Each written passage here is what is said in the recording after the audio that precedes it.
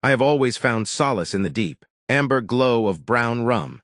It was more than a drink, it was an escape from the crushing weight of everyday life. Yet each time I indulged in its bitter warmth, something sinister would stir within me. That night, like countless others, I poured myself a generous glass and settled into the solitude of my dim living room, expecting nothing more than a temporary reprieve. The moment the liquid touched my tongue, the familiar world began to warp. Shadows on the walls stretched and twisted into grotesque forms, and I saw them, demons creeping along the edges of my vision. Their features were indistinct, yet their malevolence was undeniable. They moved with a slow, deliberate grace, their eyes burning with a cold, unholy fire.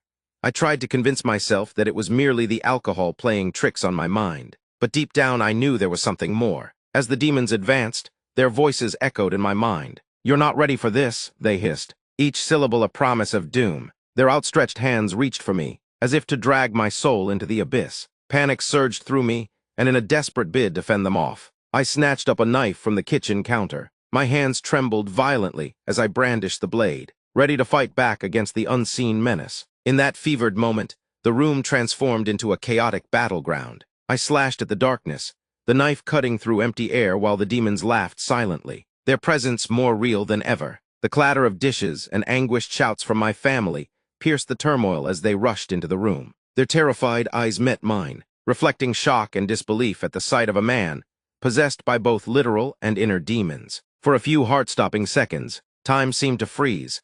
The cacophony of fear and confusion was overwhelming, and I felt the weight of every whispered warning from the spectral figures. They had invaded my sanctuary, turning my home into a realm of horror. With trembling hands, I lowered the knife and tried to steady my breathing, aware that my actions had frightened those I loved most. Once the initial shock subsided, I managed to gather the remnants of my shattered courage and apologized, voice wavering with regret.